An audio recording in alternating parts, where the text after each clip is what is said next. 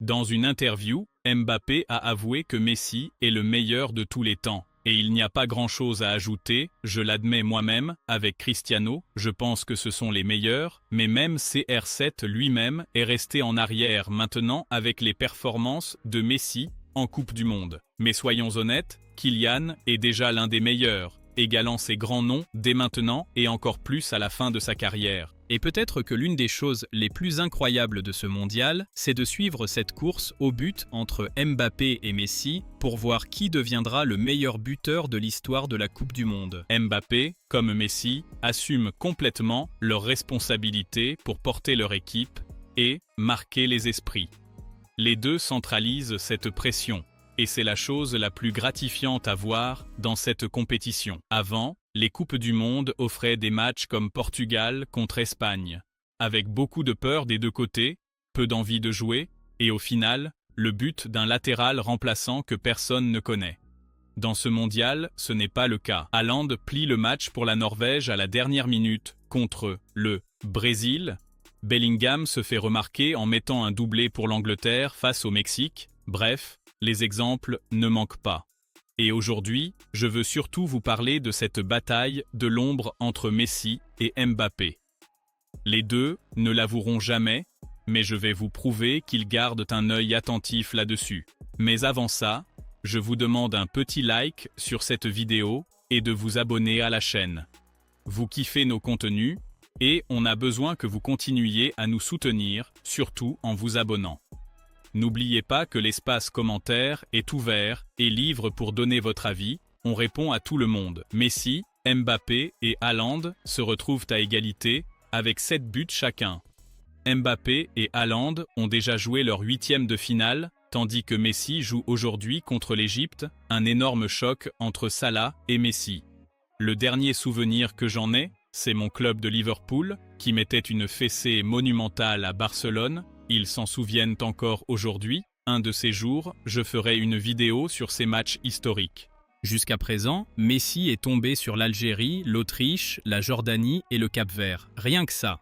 Avec tout le respect que j'ai pour toutes les sélections de ce mondial, ce n'est pas un parcours où on doit encenser l'Argentine pour son joga bonito face à des cadors. Mais on ne peut pas non plus les critiquer parce que pour l'instant, ils ont tapé tous les adversaires qui se sont présentés devant eux. C'est la faute de l'Uruguay, par exemple, qui a laissé sa place au Cap-Vert. Ça aurait dû être un choc de champion du monde. Et si l'Argentine passait, même face à un Uruguay moribond, on aurait un autre regard sur leur match. Mais je retire ce que j'ai dit. En fait, il y a bien matière à critique et je vais vous le prouver.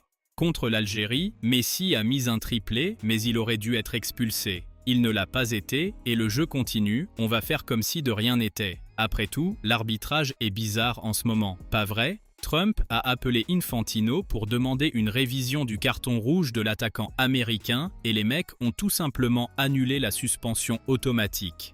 Dites-moi dans les commentaires ce que vous en pensez. Mais pour en revenir au terrain, Messi a fait son show contre l'Algérie et a remis ça face à l'Autriche en claquant un doublé pour s'isoler en tête des meilleurs buteurs de l'histoire du mondial et tout le reste. Lors de la dernière journée de la phase de poule, contre l'adversaire jugé le plus faible parmi les plus faibles, le bonhomme a été ménagé, mais en toute fin de match, il a quand même botté un coup franc que le gardien a laissé filer. Rien qu'en phase de groupe, il a planté 6 buts, c'est ce que je disais. Peu importe qui se présentait en face, il faisait le boulot. Par contre, dès qu'ils ont affronté une sélection un poil plus coriace comme le Cap-Vert, on a vu toutes les difficultés de l'Argentine collectivement pour se qualifier. Le style de jeu argentin est lent et cadencé, avec une circulation à ras de terre qui s'adapte à ce que Messi peut offrir aujourd'hui, puisqu'il n'est plus ce joueur qui prend le ballon au milieu du terrain pour passer toute la défense en revue à toute vitesse. Et comme l'Argentine se calque sur lui, il est évident qu'il est le centre de tout. Face au Cap-Vert, on a vu une équipe qui aurait dû plier le match galéré à fissurer un bloc bas compact et bien organisé. Le Cap-Vert a super bien défendu, Messi a ouvert le score sur un contrôle très difficile, c'était son 7e but. Puis on a vu la sélection du Cap-Vert exposer les failles de l'Argentine en marquant des buts bien construits avec des joueurs pourtant limités. L'Argentine a paniqué et s'est perdue, s'en sortant grâce à 2 buts sur coup de pied arrêté, le signal d'alarme est donc tiré. Mais au final, ça fait 7 buts, et les 2 autres qui ont scellé la victoire contre le Cap-Vert sont venus de corners bottés des pieds de Messi. De l'autre côté de l'histoire, on a Mbappé, beaucoup plus jeune que Messi, le Français ayant 27 ans, et l'Argentin 39. Mbappé, malgré son jeune âge, guide une génération dorée de la France vers un 3e titre mondial de son histoire. Face à une Argentine qui doit encore faire ses preuves, une Espagne qui n'arrive pas à produire du jeu et une Angleterre instable, les Français prennent les devants et s'emparent du statut de favori du mondial, et je crois de plus en plus que la France est déjà en finale. Le parcours français est bien plus corsé que celui de l'Argentine, Mbappé ayant été confronté à des adversaires et des contextes qui l'ont testé bien plus que Messi. Pourtant, malgré les difficultés, l'équipe n'a fait que progresser et se trouve dans une dynamique ascendante qui réjouit grandement tous les supporters. La route de la France, c'était le Sénégal, l'Irak, la Norvège, la Suède et le Paraguay. Mbappé a lui aussi été impliqué sur 1 but à chaque match. Il n'a juste pas marqué contre la Norvège, mais a délivré 2 passes décisives, ouvrant l'espace pour que Dembélé brille et s'impose enfin comme un cadre de la sélection. Mbappé a donné une leçon face au Paraguay, montrant qu'il est paré à tout et il est en train de bousculer l'opinion publique à son sujet. Juste avant le mondial, face à toutes les polémiques au Real Madrid, le Français était jugé comme un mauvais coéquipier et un joueur individualiste. Au sein de la sélection nationale, il prouve tout le contraire, en aidant Dembélé et Ollis à se fondre dans le collectif. De ce qu'on voit, il ne cherche pas à s'accaparer de force les projecteurs. Bien au contraire, comme je l'ai dit, il a offert 2 passes décisives pour le triplé d'un partenaire. En dehors du terrain, il s'efforce de montrer du respect et de bien communiquer, par exemple en affirmant lui-même en interview que Messi était le meilleur de tous, et que les statistiques individuelles passent après les victoires de la sélection, sans oublier que sur la pelouse, il se dépense davantage défensivement en aidant ses coéquipiers à gratter des ballons et en agissant comme un détonateur plutôt que comme un simple finisseur.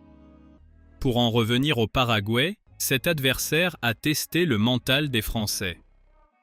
Mbappé et ses partenaires ont dû montrer de la hargne et, comme il l'a dit lui-même en interview d'après-match, ils ont dû sortir le football vice de la France face à une équipe très provocatrice et ultra défensive, avec des joueurs paraguayens se jetant sur chaque ballon pour verrouiller leur cage. Mbappé a protégé ses coéquipiers, a attiré l'attention de l'équipe paraguayenne en répondant aux provocations et en héritant de la balle de match après avoir passé 60 minutes sans s'approcher du but et en ratant sa finition, il n'a pas baissé les bras.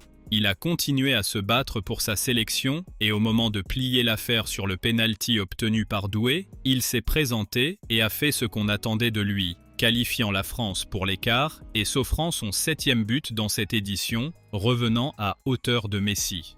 C'est un duel fantastique. Je suis du côté de Mbappé pour des raisons personnelles, je suis plus fan de lui que de Messi, même si j'apprécie énormément l'Argentin aussi. Ce duel à distance est l'une des meilleures choses que j'ai vues dans le football. Ils font semblant de l'ignorer, mais l'envie de Mbappé de planter un but contre l'équipe réserve de la Norvège en fin de match sous une chaleur de plomb prouve bien qu'ils sont à fond là-dedans et qu'aucun ne veut laisser le moindre répit à l'autre.